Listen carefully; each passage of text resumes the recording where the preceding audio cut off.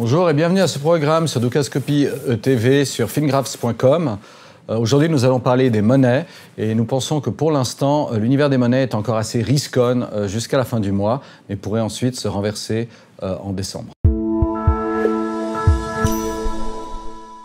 Pour ce faire, nous allons utiliser notre plateforme fingraphs.com et tout d'abord un graphique Investors View sur l'euro-dollar. L'Investors View propose une sélection de graphiques sur différentes fréquences, donc le weekly qui nous donne la perspective sur les prochains trimestres, le daily qui nous donne la perspective sur les prochains mois et le hourly qui nous donne la perspective sur les prochaines semaines. Le weekly, pour l'instant, est toujours dans une tendance à la baisse. Cette tendance à la baisse ne semble pas être terminée. On peut voir ici que nos enveloppes ne se touchent pas encore. Lorsqu'elles se touchent, c'est généralement un point d'exagération à la baisse. Ce n'est pas encore le cas. Nos targets nous emmènent encore jusqu'au début de l'année prochaine à la baisse, potentiellement vers la parité, ou en tout cas vers 1,02, 1,03. Et notre indice de risque, pour l'instant, n'est pas encore survendu. Donc nous sommes toujours dans une tendance à la baisse, et cette tendance à la baisse n'a pas l'air terminée. En daily, et nous allons voir ensuite le graphique en zoom, on peut voir que l'on a commencé à rebondir début octobre sur des développements positifs sur le processus du Brexit. On peut voir qu'on a eu un premier mouvement assez fort, un retracement, et qu'on essaye actuellement de faire un second rebond. Enfin, sur le hourly, ce second rebond est peut-être déjà en route. Et on peut voir qu'il va atteindre des résistances aux alentours de 1,1135 potentiellement ces prochains jours. Et si on devait passer au-dessus, on pourrait ensuite envisager d'aller chercher les 1,12. Mais concentrons-nous rapidement sur le daily, qui est dans un rebond, un premier rebond assez fort ici sur des éclaircissements sur le processus du Brexit, un retracement assez fort sur mi-novembre. Et puis maintenant, on pense à un second rebond qui pourrait nous emmener sur fin novembre, peut-être début décembre, avant que l'euro reparte à la baisse sur la fin de l'année, le début de l'année prochaine. Ce rebond pourrait nous emmener sur le haut des 1,11, potentiellement sur le bas des 1,12.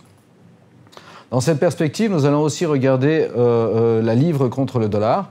Elle est aussi encore à la baisse et dans une tendance qui n'a pas l'air tout à fait terminée.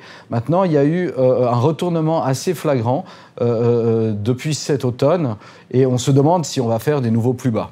En tout cas, la tendance étant toujours baissière, on s'attend à un retracement sur le début de l'année, surtout que notre risque index, lui, n'est pas encore survendu non plus, donc pourrait encore descendre un petit peu. Et nos targets nous disent qu'on pourrait aller retester les plus bas, quelque part entre 1,23 et 1,17. Le daily, lui, par contre, est bien parti à la hausse et cette tendance, pour le moment, n'a pas l'air tout à fait terminée. Alors, les targets ont l'air peut-être un peu agressives ici, entre 1,33 et 1,35 à peu près. Mais pour l'instant, notre indice de risque n'est pas encore suracheté, donc on ne peut pas les exclure. Par contre, on aurait plutôt tendance, vu notre scénario sur l'euro, à un scénario peut-être un peu moins agressif que l'on envisage ici sur le hourly. Donc regardons rapidement le hourly. On est toujours à la hausse pour l'instant. Notre risque index n'est pas encore suracheté, donc peut encore monter, il y a encore de la place. Et on semble pouvoir pousser vers fin novembre, début décembre, au-dessus des 1,30 et possiblement vers 1,31, 1,32. Ensuite, nous pensons que la livre, en conjonction avec l'euro, devrait se retasser sur le mois de décembre, voire jusqu'en janvier.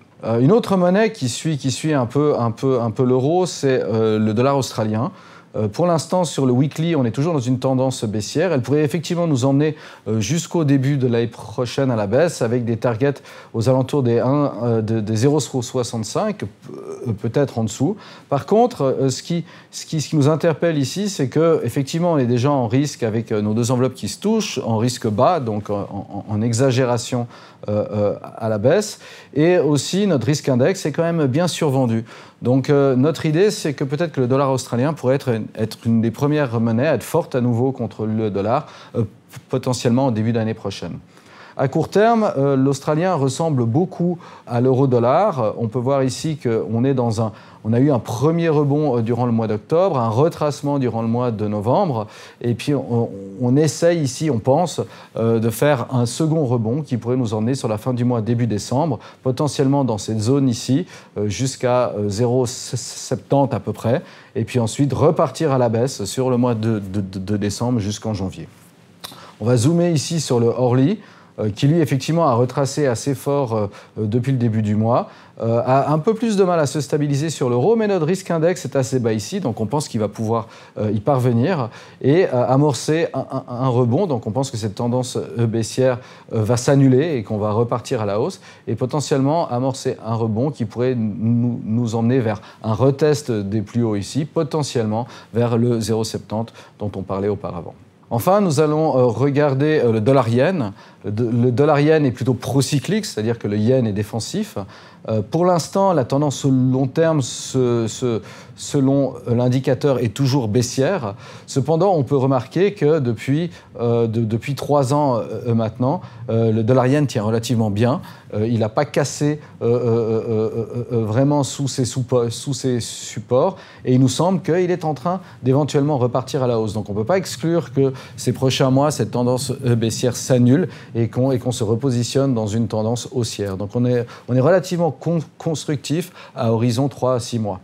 En daily, par contre, on voit un rebond ici depuis l'été, un rebond qui devrait atteindre des résistances importantes aux alentours de 1,10 ces prochaines semaines et retracer une nouvelle fois la baisse. Alors potentiellement pas avec des nouveaux plus bas, mais un retracement qui pourrait durer durant le mois de décembre ici.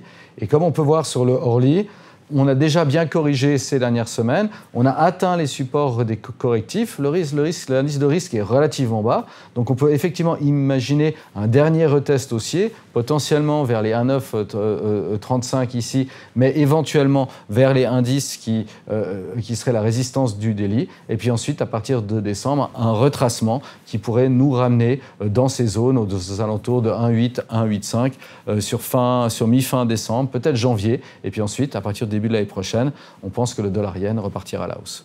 En vous souhaitant une bonne semaine et en vous remerciant.